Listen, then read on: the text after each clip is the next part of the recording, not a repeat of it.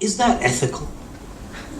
Is that ethical? Usually, if you've got a high-tech widget on beta testing, it's some app on your phone, right? And it either gets you an elephant, or it doesn't get you an elephant, or it switches on your Hanukkah lights, or it doesn't switch on your Hanukkah lights. And if it fails, right, it doesn't matter. But buying a car for most people is the second biggest, well, probably the third biggest, right? You've got buying a house, you've got, getting married, and then you've got a car, right? And so it's like the third biggest expense. No, there's children as well. Anyway, whatever. So it's big. It's a big expense. And I would feel cheated. I would feel defrauded if I was asked to buy a house that then fell down, and then the house builder or designer or whatever came along and said, well, I was just trying it out.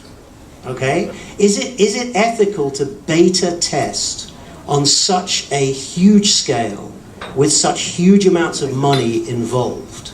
And as you say, the investors, well, they walk on to their next investment. But I'm sure there are people out there who spent all this money on a car who probably can't afford to buy another one. We felt that way about the car as owners of a Better Place car when the company, went out of business and we couldn't drive the car to Eilat or the Golan Heights or the Hula Valley again. Yeah, we felt pretty frustrated, which is why about 250 of us sued Renault. We couldn't sue Better Place because Better Place didn't exist. And eventually, earlier this year, Renault actually offered us a settlement, which is why we no longer have our electric car, and we have a gasoline-powered car, which was very, very painful for us to switch to. But so yeah, it definitely was painful for us.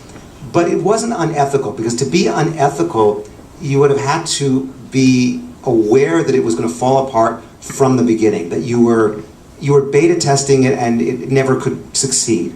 And that wasn't what Better Place management believed. They believed that it was going to transform the world, that everybody was going to switch to switchable battery cars, and they did it in completely good faith.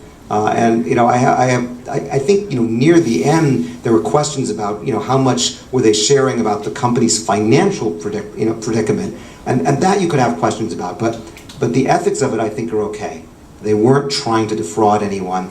We look back at it in retrospect, in hindsight, and we think, how could they have spent so much money? But when you're in the middle of it, it seems quite normal. Kind of like when you're throwing a wedding for your kids and the prices keep going up, and they want the nice hors d'oeuvres and the fancier hall, and the price keeps going up, but you're in the middle of it, so you say, okay, we're not doing anything unethical here. And I'm looking at my kids and my machatenim and everyone in the room.